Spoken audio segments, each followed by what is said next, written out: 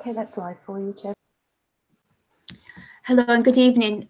Welcome to this meeting of the Local Government Reorganisation and Transition Committee. This is a committee of the Council which is being held remotely. The meeting is being recorded and streamed via the YouTube channel where members of the public are able to watch the meeting. Please note that any comments posted in the chat feed of the Council's YouTube page during the recording of this meeting will not be monitored by the Council. The recording will be available on the Council's website following the meeting. All members have been provided with the remote committee guidance note prior to the meeting. Please can these be adhered to during the remote meeting. Points include all mobile devices should be switched off or set to silent so that meeting is not interrupted by ringtones. Please switch your profile to mute unless you are speaking. If you wish to speak, please raise your hand in order that I am able to note that, and then you'll be able to have an opportunity to speak. For each item, officers will present the report and then the committee will discuss it. After which, if there are any group leaders or deputy leaders present, they will be asked if they wish to make comments. Okay, so item agenda 1, we have apologies for absence. Yes, we have Councillor Mackenzie is being substituted by Councillor Buckley. Councillor Smith is being substituted by Councillor Green, and Councillor Schrader is being substituted by Councillor Rimmer. Thank you, and welcome all members who are substituting this evening. Item agenda 2, declarations of interest. Do I have any councillors wishing to declare an interest in tonight's proceedings? No? Councillor Headley? Yeah, an elected member at Essex County Council. And I'm taking it's the same for Councillor Buckley. Perfect, thank you. Any other councillors with declaration of interest? No, if that could be noted, thank you. Which moves on to item agenda 3, which are the minutes. These can be found on page 3 through 6 of your agenda. Councillor Rimmer, you have your hands raised. Can we unmute Councillor Rimmer, please? Thank you. I'm not too sure if it's a declaration of interest, but I am an officer of the Federation, Conservative Federation, in which the leader of Thurrock Council and other cabinet members of Thurrock Council are also members. So we sort of have party oversight over them.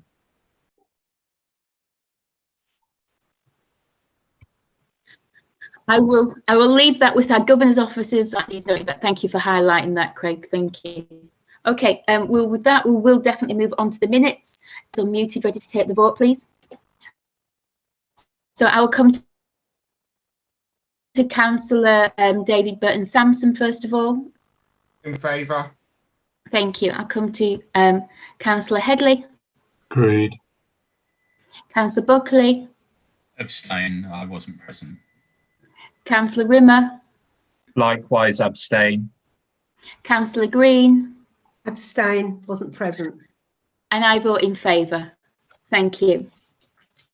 We'll now move on to item agenda 4, which is an update for our local government reorganisation and organisation. And I'll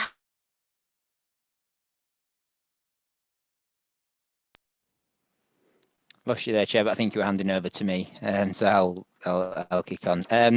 Yeah, I think the report before this evening kind of takes stock really, the 4th meeting of the committee, and for those members of the committee that have been present for the previous 3, it's been a kind of an up and down road of moving forward quickly and then taking a break and seeking to move forward quickly and stopping again.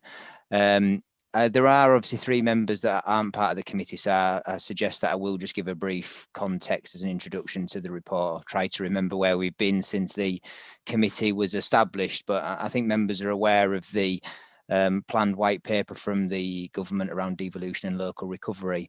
And the key elements within that are relevant in the context of local government reorganisation was the suggestion that would talk about combined authorities, and obviously the benefits seen as the benefits of combined authorities in terms of devolution of powers and funding to a more local area, but the government's expectation, it would say that if you want a combined authority, that must go hand in glove with reorganisation of local government and to a unitary authority status, and also reference to perhaps an enhanced role for local councils, town and parish councils below that, if there was a reduction in the number of local authorities that existed. So that was due in the autumn, and so a lot of work was initiated towards the end of the summer last year. Essex County Council commissioned PricewaterhouseCoopers to undertake work on their behalf to look at the options around local government reorganisation in Essex. The 13 local authorities, other local authorities across Essex, came together and commissioned their own work, including ourselves through Grant Thornton, to do a similar piece of work to a degree, not the same, but similar, really looking at the options around local government reorganisation. And the committee were presented with the findings to date of that at its last meeting in December. So we had those pieces of work which were taking place and which were moving forward. And as time went on a little, I think there was some issues at the beginning in terms of different paths being taken, but those pieces of work did start to come together a little better than perhaps they started out at when back in August. But then the government deferred its white paper, so there was a bit of a brakes put on, because I think there was a desire, if it was going to come, for people to be at the front of the queue. I think there is a recognition across local authorities in Essex that unitary status has benefits, and therefore in principle there is a strong support, it's fair to say, I think, across Essex. So that was held in abeyance. The work was held in abeyance. It was agreed at a meeting of Essex leaders and chief executives in early November to hold that work in abeyance, both the work of Pricewaterhouse and the work of Grant Thornton. And then that was due to be considered in January again, about recommencing that work. And that hasn't yet taken place, but as the report sets out, that is due to be considered hopefully at a meeting of Essex leaders and chief executives about whether to recommence that work ahead of the, not quite sure when the white paper is, some say spring, shortly after the elections, but there's not a definitive timescale as far as I'm aware that's been put on when that white paper will come out. But certainly I think there's a desire from a number of authorities, including ourselves, to be on the front foot, really. And the work of this committee has been overseeing it. So the meeting didn't happen in January. I think, as the report says, I think it's fair to say this authority recognises that one solution across Greater Essex is the preferred outcome. If we can come together behind one, then clearly that's likely to garner more support from the government and present a perhaps smoother path than if that's not the case. But the reality is that there's a fair chance that that might not be possible. And therefore authorities perhaps need to consider what actions they wish to take in order to mitigate that and prepare alternatives if that becomes necessary. So we've been in a bit of a holding place, as I say, and this report, I think, now takes stock following the cancellation of the meeting in February and says, where do we now take it forward, particularly in light of the white paper expected to come forward in the spring. And the report sets out what would describes a multidimensional approach, really. It sets out our belief that one solution for Essex is the right one to get behind, the right one for us to push and be involved in. And we maintain that position. I think the report reaffirms that we maintain that position, and we continue to work in collaboration across Greater Essex to try deliver one preferred solution for any local government reorganisation that may happen. But clearly that may not be possible. And the report, therefore, in essence, takes us to a different path around looking locally, I think, both to inform in our deliberations in that one solution for Essex. So whilst Grant Thornton and Pricewaterhouse have been commissioned to do some work, we need to, in essence, undertake our own due diligence, I think, and be a very well-informed position about what we feel is the most appropriate makeup in this area of the county in that one submission from Essex. It was interesting, and I've referenced in the report, that whilst the government deferred its white paper, it did invite 3 areas to submit proposals, and that's in Cumbria, Somerset and North Yorkshire, and those are all out for consultation at the moment by the government. My apologies that we've not provided a more detailed summary of them, but one is being produced at the moment, and I will share that with members for your information to give you an overview of those 3 areas and the proposals that are set out. But a high level of interest really is that the county councils in them areas are all proposing a one unitary authority in them areas. But there are counter proposals that have been submitted by district boroughs and cities within that area. And in some cases, I think the government is consulting on 4 options within that area. So it's interesting in terms of the government is not just consulting on one. In terms of the one unitary option being proposed by the counties, it's also of note that they're much smaller populations, so ranging from around the 500,000 to within the 700,000s, and the anticipation in the white paper that the government would say unitary authority should be within the 300 to 600. So clearly much smaller populations than Essex.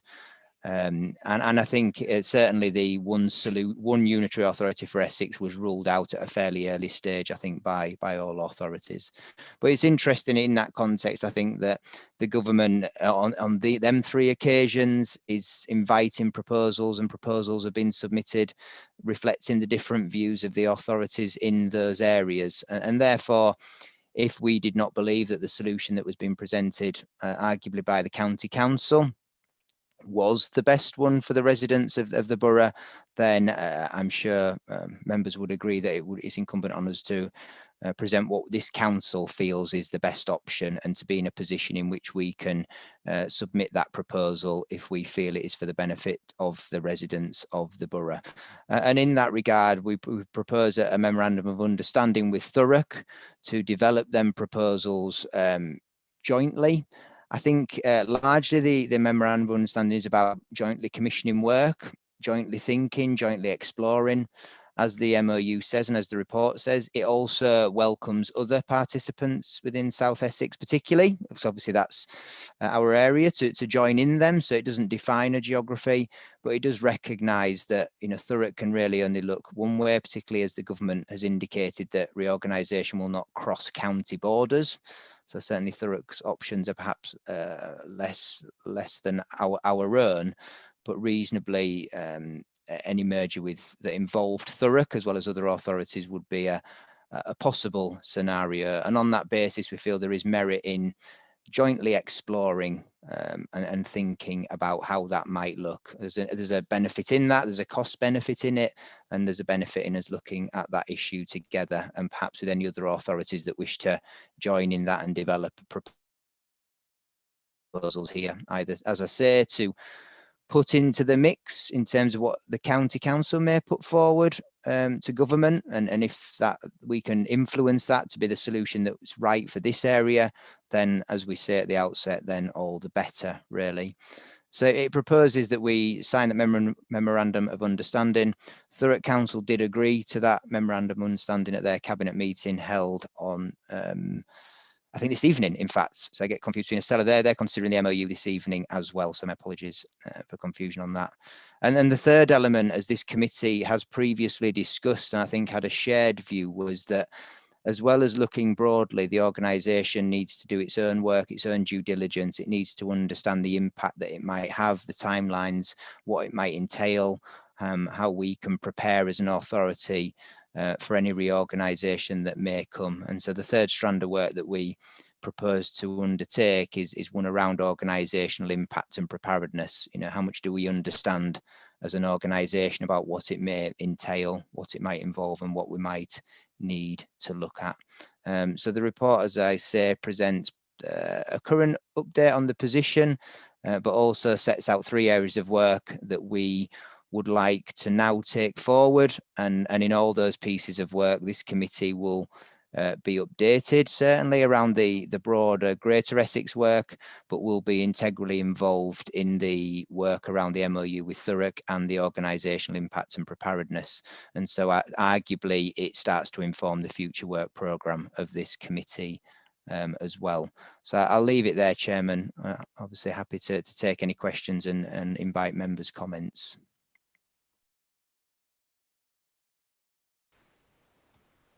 No, thank you all for the update. You know,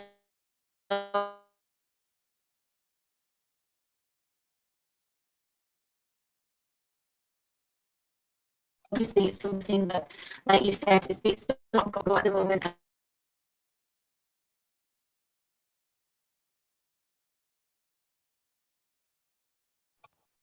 So am I the only one that can't hear the chairman? Yes, Councillor Brown, you're breaking up. Can't hear either.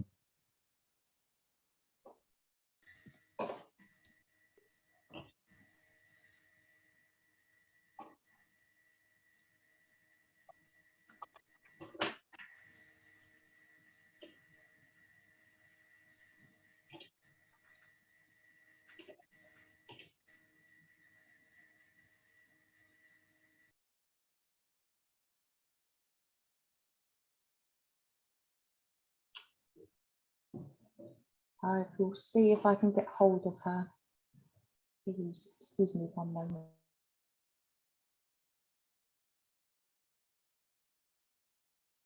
Oh, sorry.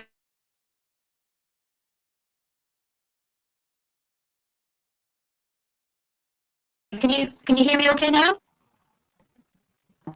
Yes. Yes, potentially maybe switching your camera off for a short while might help, Chair.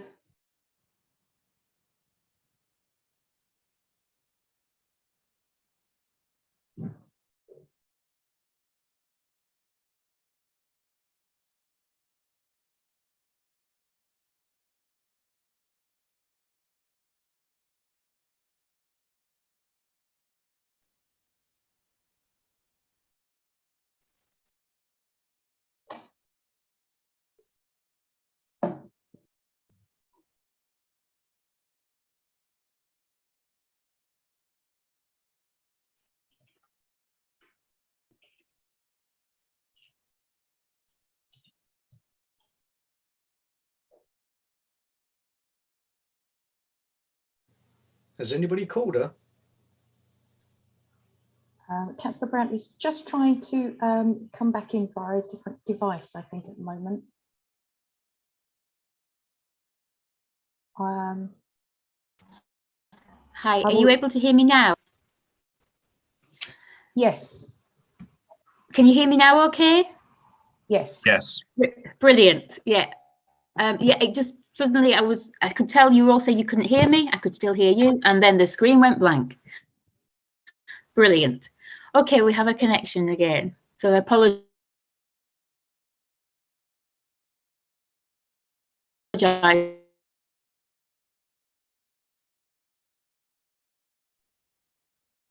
It's gone again, Chair.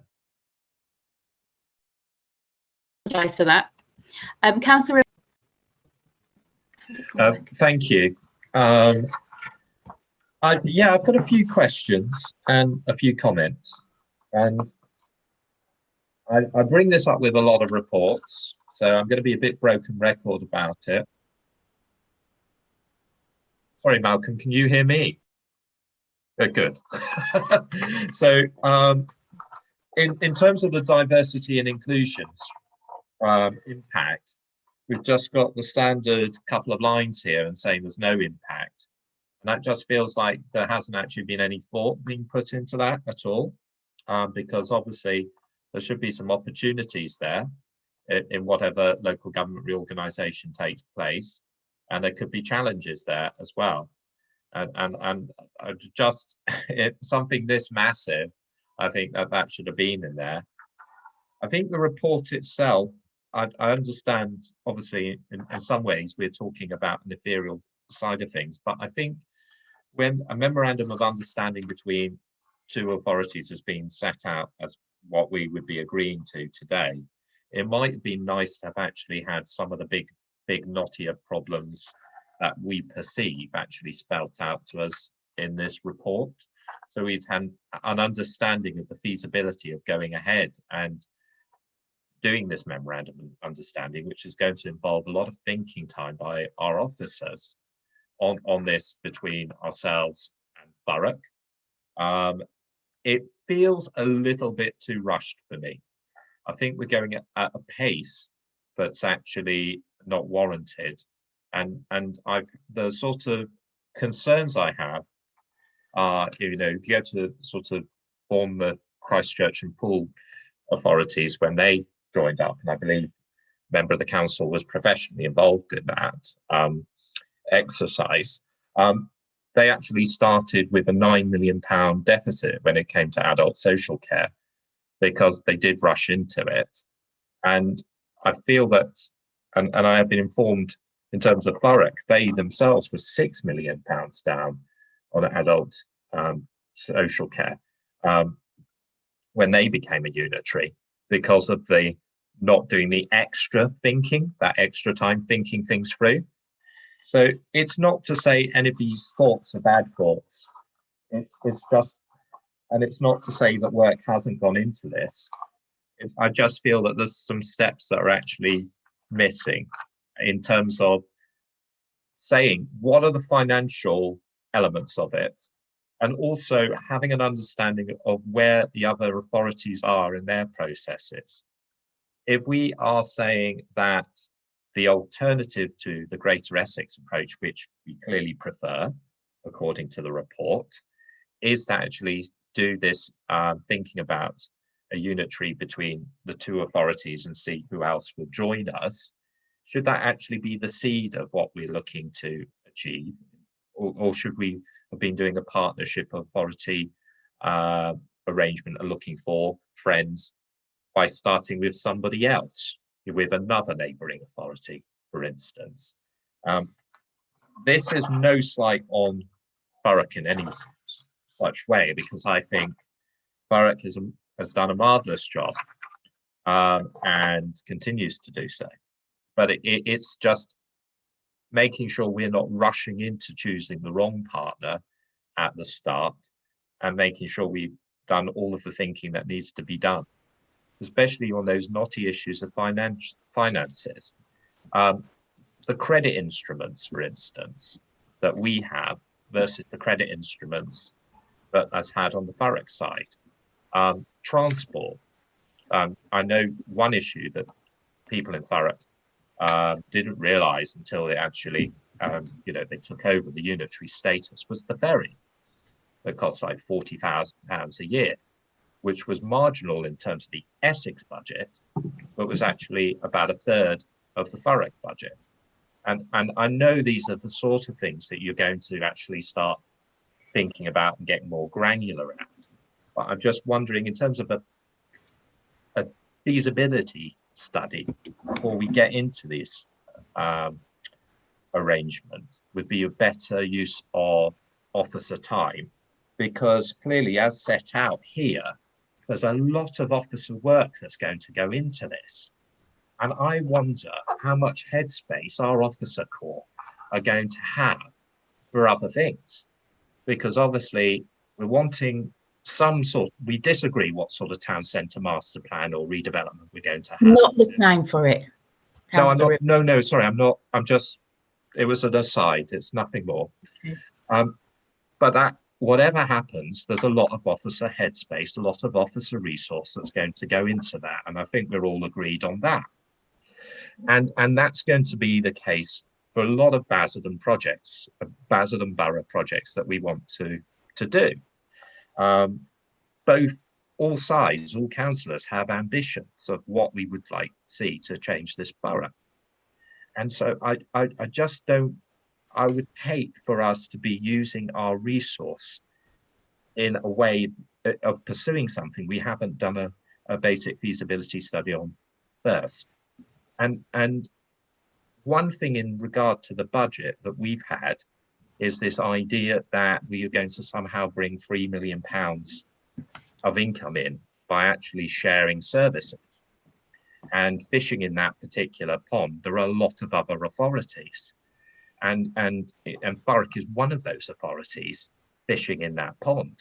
So I just wonder if our maths is actually going to work out as well in the longer term, if we're actually joining up with an authority that's competing with us in that pond, where we're expecting it to get 10% of our income in as well. Okay, Councillor Rimmer, I can see that Mr. Berkershaw, you were indicating earlier, Paul. Did you want to come back in on that? Thanks. Sorry, Chairman, I was going to come back on some of the points Councillor Rimmer was raising. If I want to, then maybe you can pick up others before the list gets so long that I kind of forget, really. I mean, I think in the main, starting off really around the IND comments and the detail of the report, I mean, I think, this report is around commissioning some work. That's ultimately what it's about, really, getting some authority to commission some work, and therefore arguably there clearly are inclusion and diversity and community cohesion implications of local government reorganisation, but in terms of the directness of that in terms of commissioning some research to be undertaken, then I'd argue whether I don't think there's any direct implications of us agreeing to contract for some services. And I think likewise, and you did move into the point, I think, around the detail and many of the issues that we need to address. And I think that's the purpose of commissioning the work and starting to understand that much better, which we don't at the moment. And I think likewise that kind of picks up into the capacity of officers, but also the skills around this. There is a reasonably sizable budget the council has allocated to support its research and around this, and we would seek to utilise that, firstly to ensure we have the expertise, but secondly to ensure that we have the appropriate resources as well. But like all things, this is a priority for the council. It's been stated as a priority, and therefore important that we seek to resource and deliver that priority as well as all the other priorities which you generally refer to.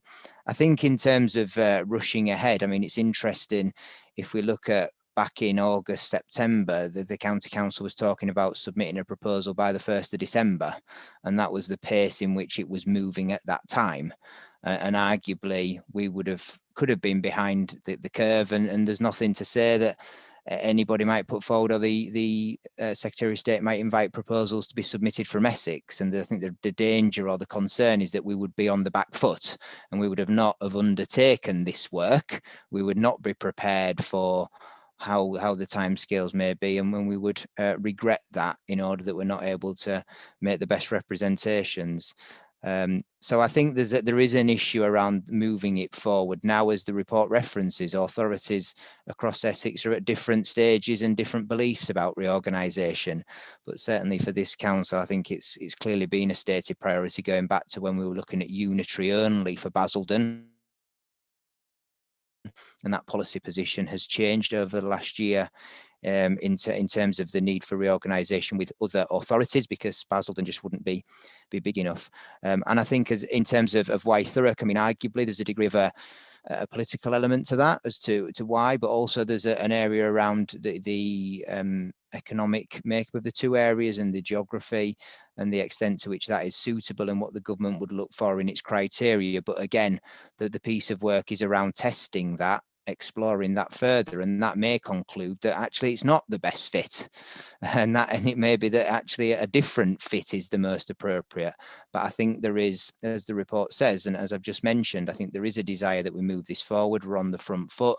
Thurrock have indicated an equal willingness around local government reorganisation and being on the front foot, and on that basis are a good partner perhaps to get on board with, rather than a more reluctant partner or at this stage, and certainly neighbouring authorities. So I think it is about, this is just about commissioning, understanding, building that understanding within the authority around all them points that you rightly raise, and bring many issues, and hopefully we can start to bring answers to them. But I think that the issue is about being on the front foot with this, because potentially it may be a slow burner, potentially it may be a very quick burner once the white paper comes forward and as things start to move. And I think the council has a desire to be on the front foot in order that we can make the best representations to government for the residents, having explored it in detail rather than not being in that position. So a number of issues there, and many I would agree, but this is, I think, about commissioning that work and answering them very valid questions that you mentioned, Councillor Rimmer. And what I'd say is, obviously echoing what Paul's saying there, is that obviously here we were looking at those merits, and that's what we're looking at. We know that very shortly Essex County Council will be no more, and the pace of which that is going to come forward is largely dependent upon central government, and as Paul said, that has changed, at times speeded up, slowed down. But I think it is imperative that we know what we want as an authority for the residents of Basildon, and that we actively seek that. And this is about looking at the merits of a potential proposal, and that's exactly what Thurrock are looking at as well. What are those merits? And that's what this is about, commissioning work.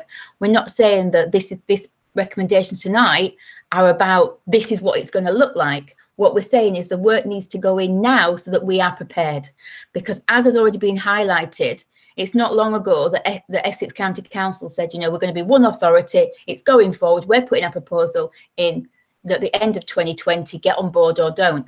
And so I think it's imperative that we continue with this work and are able to see what would be the best for our residents. Councillor, I can see you indicating again. Before I bring you back in, I want to see if there's any other councillors, though, that have not had the opportunity yet to speak who would like to.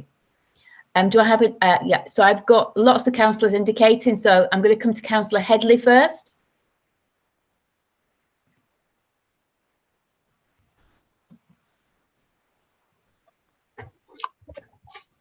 Okay, can I just from the outset make it very clear that I can't support two of the recommendations, 1 and 3. So if you take them on block, I will be voting against the recommendations. You made the comment that Essex County Council won't exist. Neither will Basildon, Brentwood, Castle Point. You know, it's it may be your ambition to see the back of Essex County Council, but actually the reorganisation will make all the current councils, authorities and city councils redundant.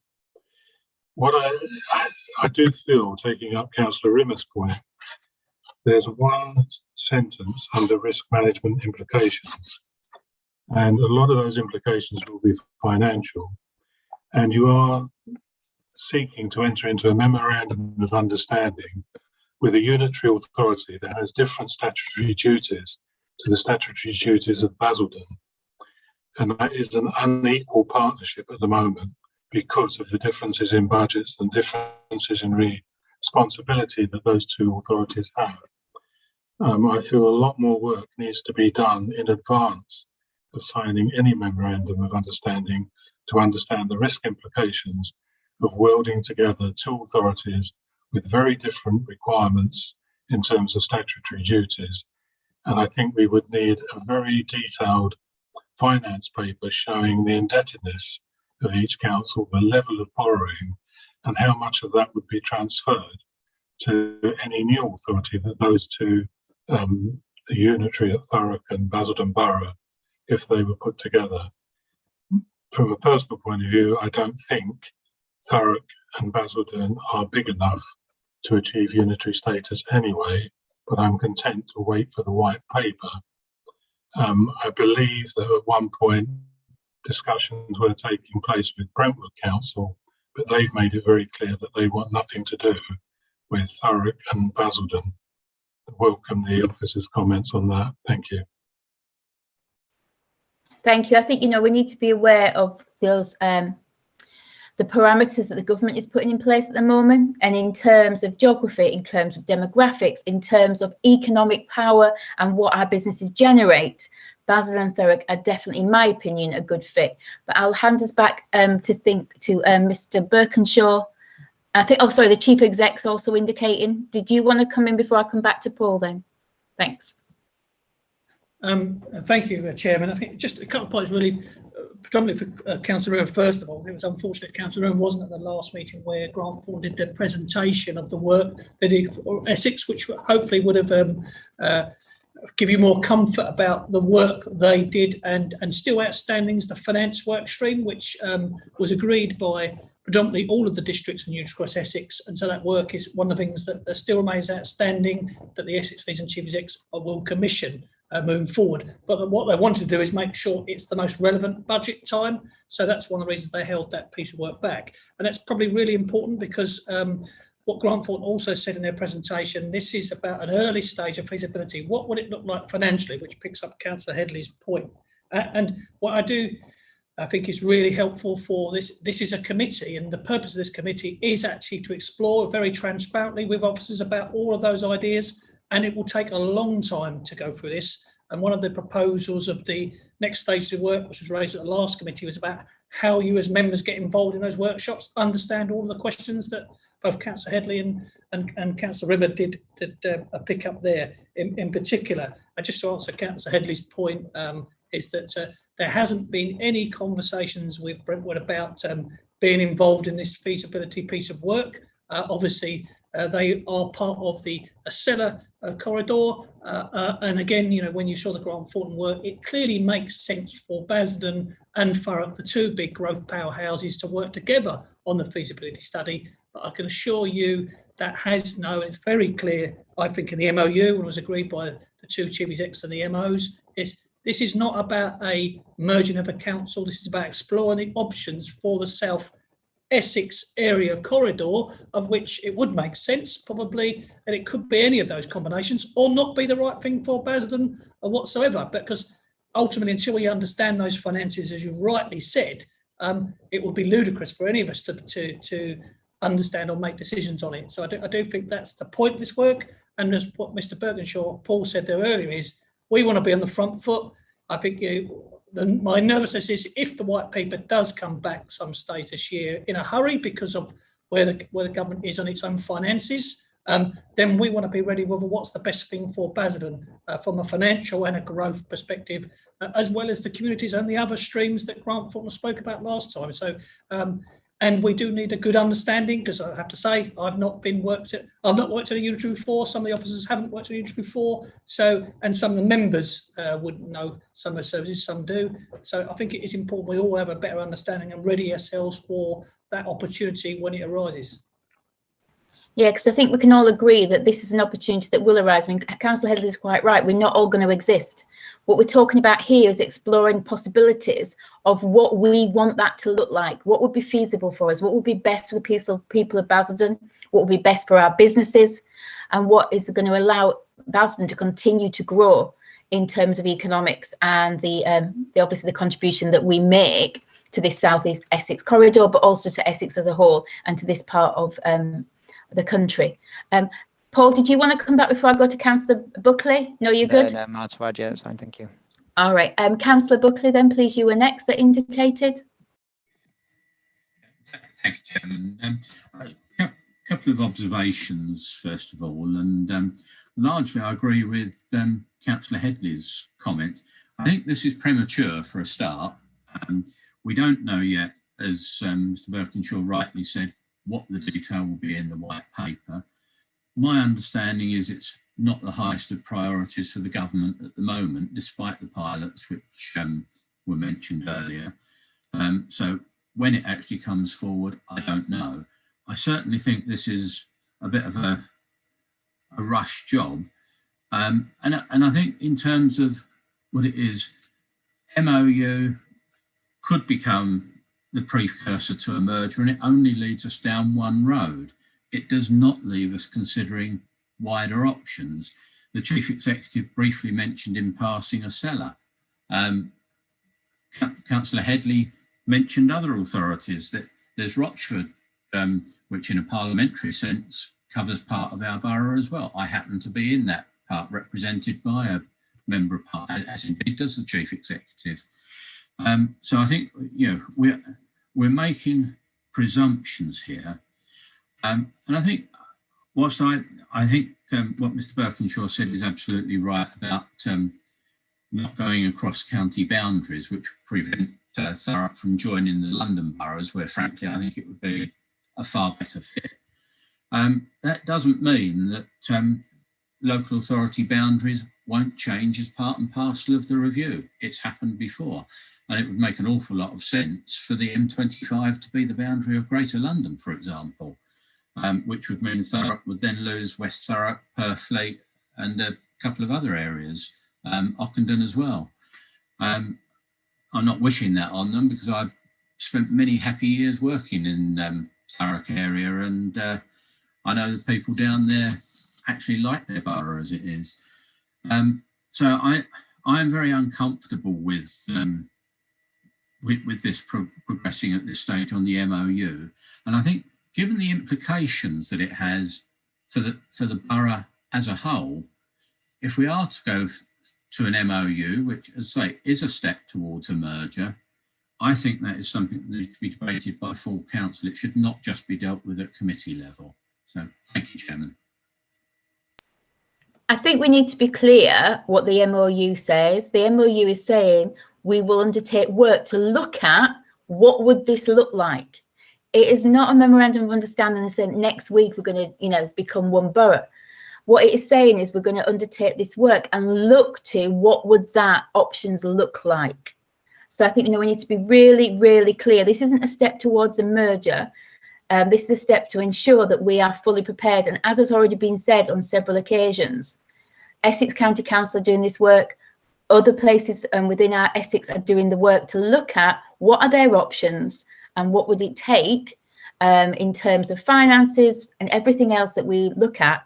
What would it look like in terms of council tax? What would it look like in terms of the services? All of those financials are being considered. This is a piece of work that's going to enable us to have more of those answers. It is not saying this is definitely what we're doing or definitely what we are not doing. This does not exclude us from looking at other options. And the work that Grant Thornton has done across the borough is looking at lots of those options. What we have decided with this memorandum of understanding is to look at what a particular option may look like. I had Councillor Burton Sampson indicating next. Thank you, Chair. Chair, I've got to start by saying, firstly, thank you to Mr. Birkinshaw for the presentation this evening, but I've got to start by saying I could not disagree with the Conservative group more this evening on their suggestion that we delay, we drag our heels, we wait for some reason for this to move forward. I mean, Councillor Headley, you said that this is not the highest priority for the government at the moment. Well, let's just remember what happened last year. In the middle of a pandemic, the government in their infinite wisdom decided to push this agenda forward and they did, Councillor Headley, and they were putting councils under pressure to make some pretty quick decisions, which fortunately and typical of the government decided to backtrack on. But there is still the threat, not the threat, but the proposal that this may come forward in the spring or summer of this year.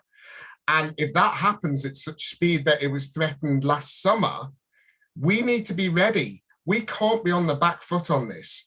There's no secret that this administration has wanted to reform the way this council works and the two-tier system works. Well, that's pretty much going to be forced on us from central government anyway now. But we need to be ready in terms of what that may look like. We need to have done the groundwork. We need to have started the conversations. The MOU doesn't say, as been stated already, that we're going to merge with Thurrock. It's about starting to look at some of that work. And actually, from a financial point of view, is it not better for two authorities to be sharing that work between them? Because I think it was you, Councillor Rimmer, said there's going to be a lot of work that will need to be done, and it's going to take a lot of officer time. So let's share that work and do it in a more productive way that's going to be more financially viable. Now, when I saw the Grant Thornton presentation at the last meeting of this committee, which I was very impressed with, and the detail there I thought was fantastic. It showed actually that there is a great opportunity between our borough and the borough of Thurrock, both from an economic powerhouse point of view and the economic opportunities that may present, but also some of the similarities from the social point of view as well, and how as a bigger unit we could work together to really start to tackle some of those social issues and those issues of divides that we have within our community to bring opportunity for our residents forward. So this is about starting to explore some of that and how it may look, and I'm excited that we're doing this work now. I'm pleased we're doing this work, because the last thing I would want would be to be sat here in the summer with the government once again forcing a white paper upon us saying that this has to happen now, and us to be sitting there going, well, we've not done anything, we're not ready, we don't know what we're going to do, and then for somebody else to be our kingmaker of what's going to happen to this borough. We need to be on the front foot and drive this agenda ourselves. I think in terms of this committee moving forward and things I would like to see, so clearly there's the memorandum of understanding happening with Thurrock, and that's going to bring with it a schedule of work. There's the work our officers are going to be doing as well, and that's going to bring a schedule of work as well. And I see our role very much as being the scrutinizer of that work, and then the director of what we feel needs to be done on the back of that. And I'm quite keen, as this is coming forward now, to start seeing an agenda of a work program of what that work's going to look like. And I know that that's something the officers will be working on. But I would hope that at our committee, our next committee in the new municipal year, that work program is presented to us, and that we start to scrutinize some of the work that will no doubt start to happen at the direction of the chair and Mr. Birkinshaw over the coming months, that we can start to scrutinize some of that work and direct more that we feel needs to be done. We cannot be on the back foot on this. So thank you to the Chief Executive. Thank you to Mr. Birkinshaw for the work you're doing. Let's get moving on this. Let's drive it forward. Thank you, Chair. Thank you, Councillor. I'd like to come to Councillor Green. If you could unmute Councillor Green, thank you.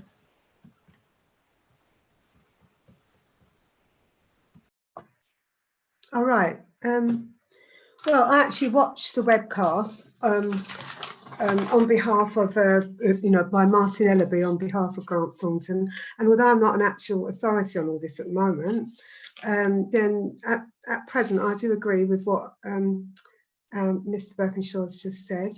And that's all I've got to say at the moment. But I did watch the whole webcast on that, so I'm trying to get my head around it. Okay. Right. Thank you.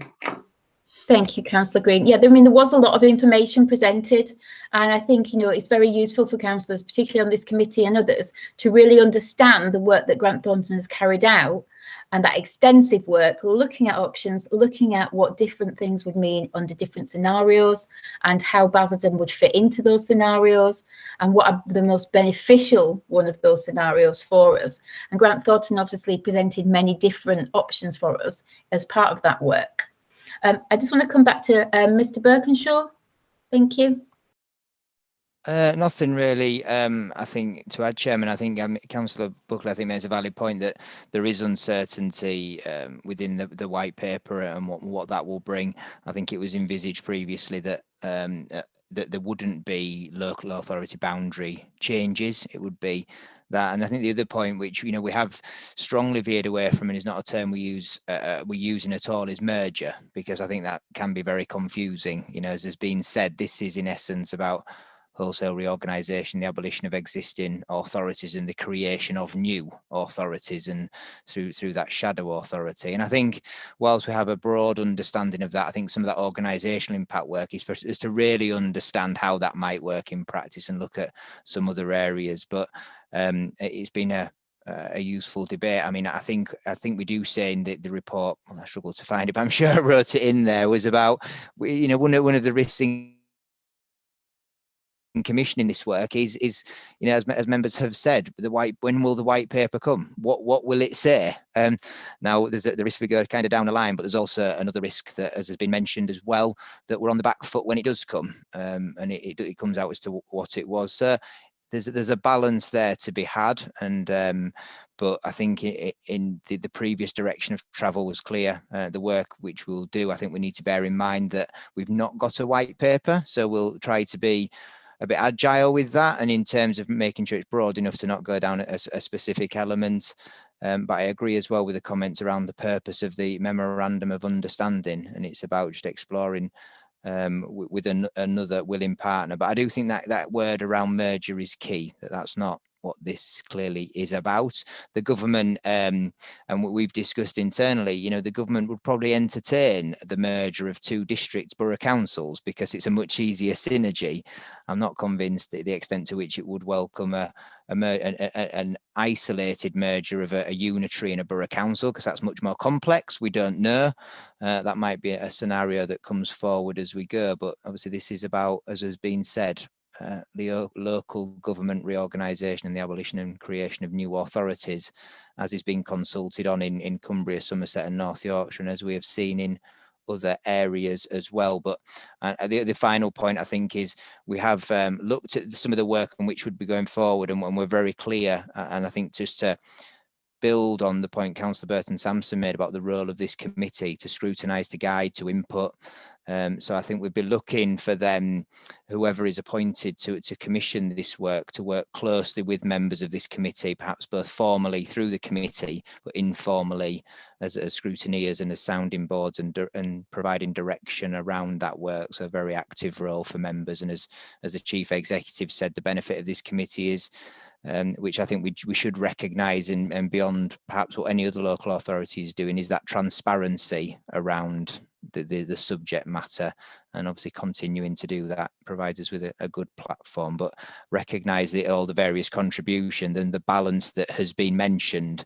I think ultimately, as we recommend in the report, it's a priority for the council, a stated priority for the council, and therefore it's incumbent on us, perhaps based on experience of the last year, to be on the front foot. Hence the recommendations which we make in the report for members to obviously determine whether they support them or not. Thank you, Mr. Birkinshaw. Is there anybody that feels they have a further question? I've got Councillor Headley and I've got Councillor Rimmer. I know, Councillor Rimmer, you want to come back. I'm sorry, I apologise, Councillor Rimmer. You did want to come back earlier, didn't you? I'll let Councillor Rimmer come in, and then Councillor Headley, I will come to you. Thank you. Thank you, Chair. No, there's a few points here that have come out of the discussion in the debate, and also some other elements that have come to mind. I think, you know, one thing is clear. I mean, on block, we would find it very difficult to support.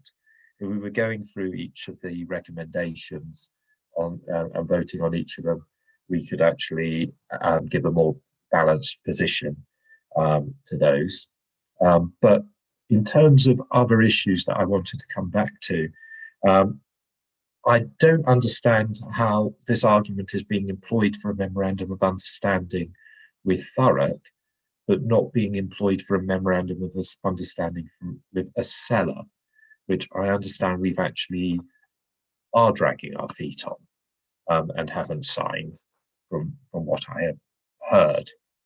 And the other aspect in terms of this memorandum of understanding with Thurrock is, you know, as I said before, I can see the why. I honestly can. I can see they've got a free port and that we're a powerhouse in economically. I can see that why. But what I'm concerned about is, without doing the proper feasibility that I was talking about, we could get into some sort of group thing.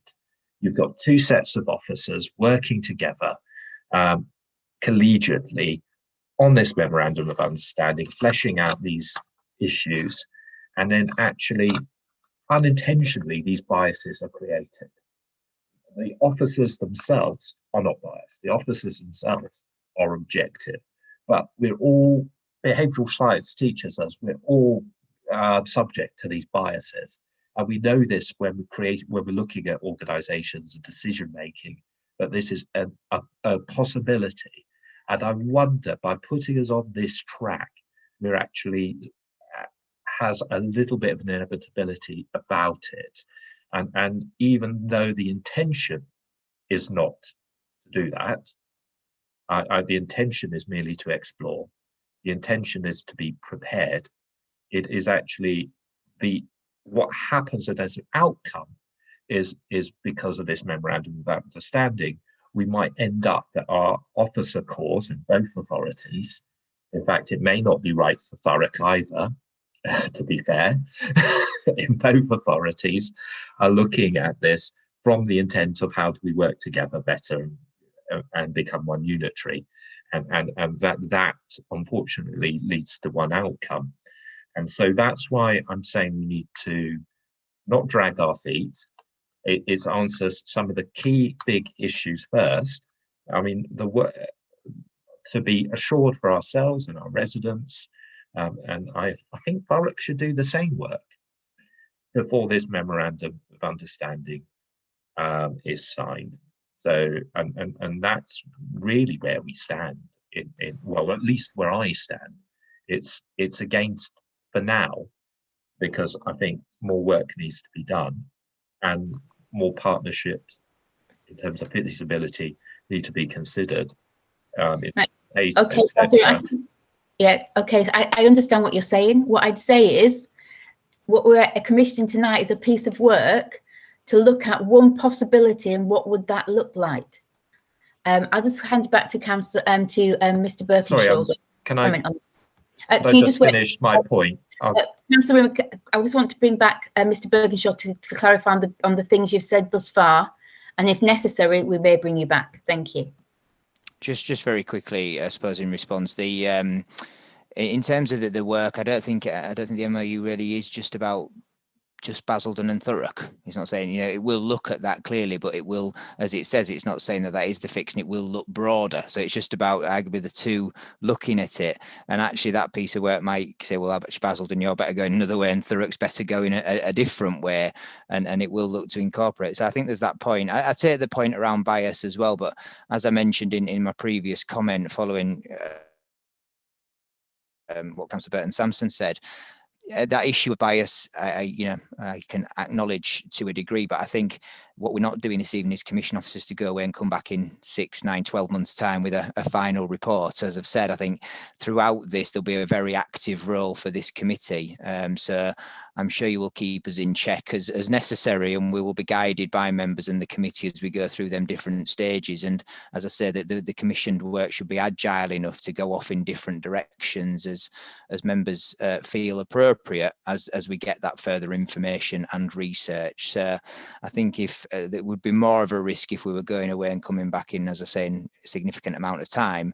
But if this, we envisage that we'll be coming back to this committee every meeting and the frequency to get steers and updates upon that.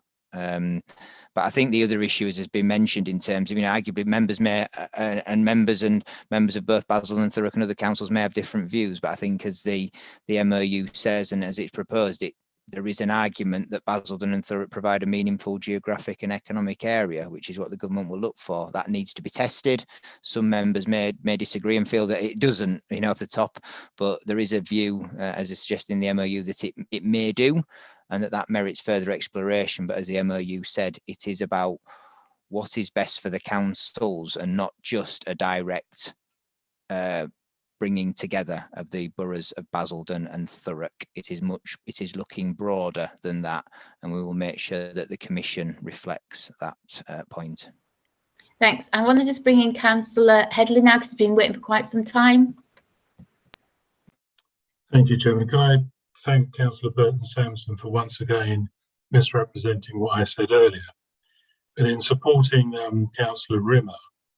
And can I just point out one thing that the officers just said? I'm paraphrasing, but I think he said what's good for the councils.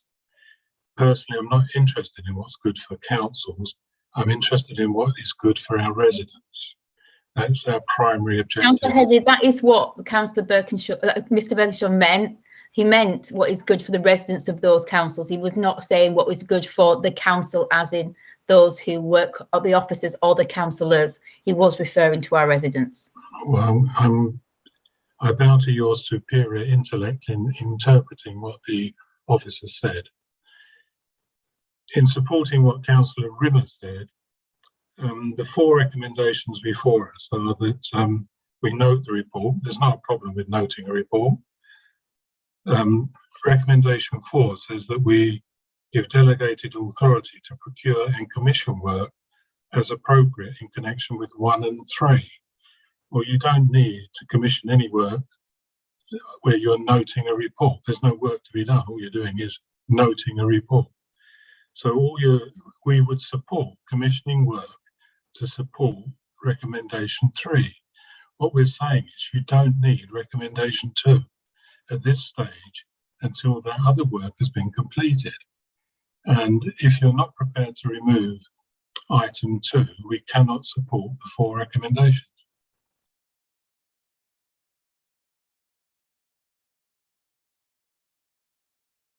Mr. Berkshire, are you indicating? Sorry. I can, Chairman. Yeah, you did read my mind. I did believe that I said the residents of the 2 areas, but if I didn't, then I apologise, and that is what I intended to say, as I've referenced before. I think the and perhaps just to clarify on the wording, so what the recommendation, noting the current position around Greater Essex, the work of Greater Essex. So we have jointly with 13 other authorities commissioned Grant Thornton to undertake that work on our behalf. That cost us, I think our contribution has been £6,000 to that work, and therefore a benefit of the joint working in terms of reduction. And apologies if the recommendations are not as clear as would be, but I think what we're saying is the 3-dimensional approach around the joint work across the whole of Essex, the work between Basildon and through the MOU, and the organisational impact and preparedness. Those are the 3 strands of work which I think we're setting out in the report, and it's seeking that authority to commission work on them. There's no further work at the moment to commission with Grant Thornton on the 13 other authorities, but we're just recognising that those are the 3 strands of work that we feel, and seeking that authority to commission work. As I've said, we will, if as the timetable allows, we will obviously bring that, but we will certainly provide updates to the committee on all work that is being commissioned, in order that there is that transparency and oversight. So hopefully that helps to clarify that the purpose of the recommendations and the ability for us to take forward them 3 strands, I think, is what we're seeking from recommendation 4.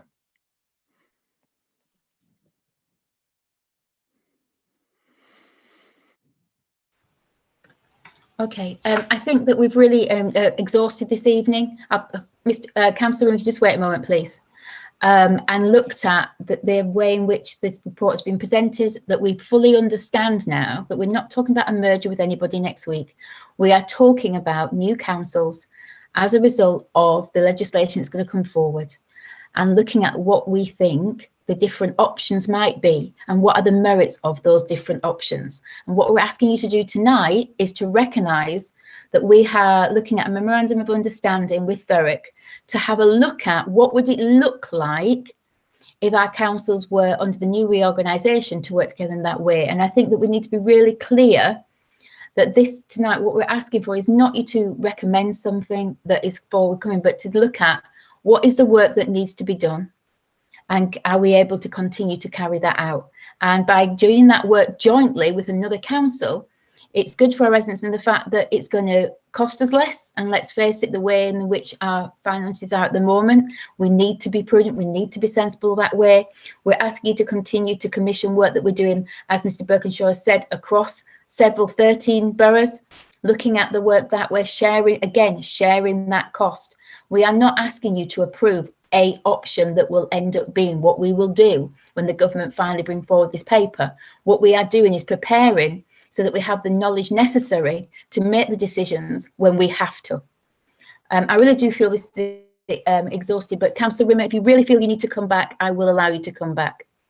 Sorry, Chairman, I know Councillor David Burton-Sampson's had his hand raised for quite a while, so I don't know whether you want to bring him in. Sorry, I didn't, yeah, I'll come to Councillor Rimmer and then we'll come to David. Sorry, Councillor Burton-Sampson, I did not see your hand raised. Thank you for coming in there. Thank you.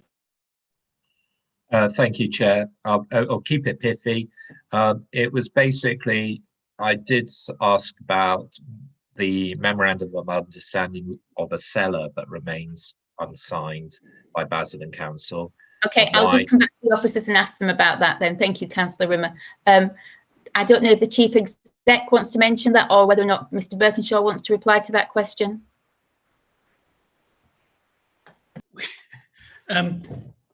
I can answer that. I think or Paul can answer that. I mean, there's 2 points of the question. The seller is slightly different, Councillor Rimmer, in terms of it's looking at a joint committee about decisions, and obviously there's work going on at the moment. So each council is looking at, and it's on the forward programme, I believe, for P&R would need to go to full council, because clearly that is a significant decision about programmes and projects that we've taken to P&R, and that's still on the forward programme to take to the committee, and we're working through those programmes. So the difference is this is an MOU, come back to what it is. This is not a key decision. This is about a key piece of work, but not a key decision. So I think it clearly is a bit more detailed in terms of the work needed to a seller to move to a step. And we've been an MOU for 3 or so years on a seller. So it's about me taking the next step in its governance on those key programmes of work, because we're now in a better position of some real good deliverables for the area of South Essex. Hence why that is a much more key decision that would need to go to committee then full council. I would just add one point, Chairman, to that. I think the other reason why are we not working across a seller to do it? I mean, whilst I don't think that the 6 authorities have taken a specific decision on that, I think there is a clear view that one authority for South Essex is not the preferred solution. The 2 which would arguably equate to 2 unitary authorities across Essex, I don't think is a preferred solution of certainly the 6 authorities within South Essex, and therefore not considered. They'll have different views and explore their geographies as they feel best and appropriate to do so. Thank you. Okay, I'm going to bring in Councillor Burton Sansom now. Thank you. Sorry about that, not seeing your hand up. That's all right, Chair, and it is just a very, very quick point. So we've heard tonight a request for a feasibility study and a feasibility study on this and a feasibility study on that. What we need to understand is what we're asking to do here in these recommendations tonight is to expand the feasibility study that we've already started and we've already been doing through the work of Grant Thornton. So we're not, why do a further feasibility study to do a feasibility study? It doesn't make sense. We're expanding the feasibility study we've already started into just a different direction, a different branch. So let's just be very clear. This is a feasibility study that we're asking to happen. Thank you, Chair. Thank you. I think with that, I'll take this vote. I mean, obviously, Councillor Headley's expressed that he'd like the recommendation split up. I am happy to do that, so that I can see, you know, if that's something that's important to you, I'm happy to do that. So with that, if you could please unmute everyone. Thank you. Ready to take a vote, and I'll come to the councillors in turn. We'll take a recommendation at a time. So with recommendation 1, I'll come to Councillor Burton Sansom. In favour. Councillor Rimmer. In favour. Councillor Buckley. Sorry, Councillor Buckley, can you say that again? Unmute, sorry. Yeah, Councillor Buckley. In favour. Councillor Headley. In favour. And Councillor Green. In favour. And I will vote in favour. We'll now move on to recommendation 2. And I'll come to Councillor Burton Sansom. In favour. Come to Councillor Rimmer. Against. Councillor Buckley. Against. Councillor Headley. Against. And Councillor Green. In favour. And I will also vote in favour. And with the Chair's casting vote, that is therefore recommended. I'll now come to point 3, recommendation 3. Councillor Burton Sansom. In favour. Councillor Rimmer. In favour. Councillor Buckley. In favour. Councillor Headley. Favour. And Councillor Green. In favour. And I will also vote in favour.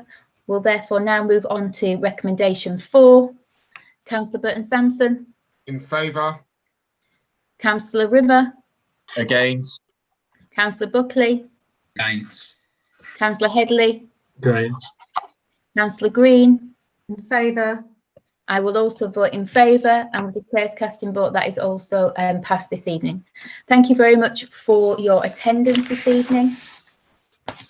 We will now and the understanding of that item agenda. With that, this is the end of our meeting. Thank you very much. Thank you to officers for your work this evening. Much appreciated. Thank you. Good night. Thank you. Good night. Thank you.